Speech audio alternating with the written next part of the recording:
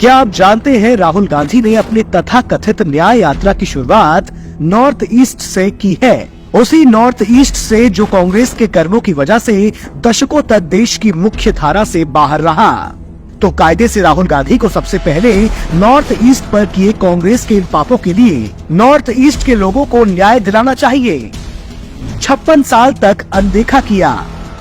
कांग्रेस की सरकारों ने 56 साल से ज्यादा समय तक नॉर्थ ईस्ट को इस कदर अनदेखा किया कि 6 राजधानियां तक रेल से कनेक्ट नहीं थी। ईटानगर, कोहिमा, शिलोंग में तो एयरपोर्ट तक नहीं थे।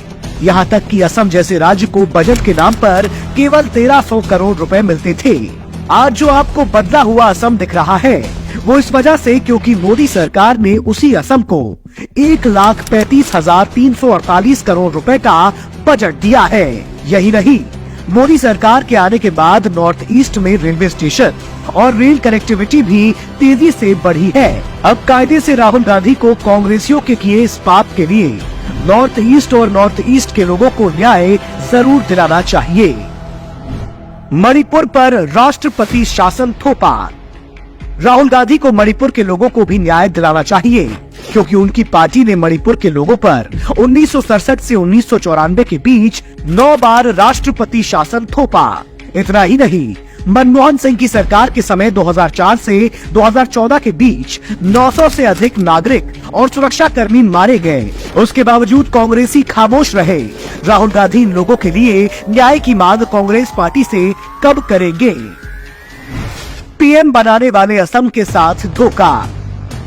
राहुल गांधी को असम और असम के लोगों के साथ हुए धोखे के लिए भी न्याय की मांग करनी चाहिए क्योंकि जिस असम ने 10 साल तक मनमोहन सिंह को पीएम की कुर्सी पर बनाए रखा, उसी असम को अनदेखा किया गया। 2008 में असम में 18 बम ब्लास्ट हुए जिसमें 80 से ज्यादा लोगों की मौत हो गई, वो भी तब जब देश का पीएम वहां से सांसद थे। उसके बावजूद ऐसी सुरक्षा व्यवस्था। इतना ही नहीं, राहुल गांधी की ही कांग्रेस ने साल 1979 से 1990 के बीच असम में भी 4 बार राष्ट्रपति शासन लगाया था। यही नहीं, राहुल गांधी के पिता राजीव गांधी ने साल 1985 में असम में एनआरसी लागू करने का वादा किया था लेकिन उसे कभी लागू नहीं किया। असम के साथ वादा खिलाफी की।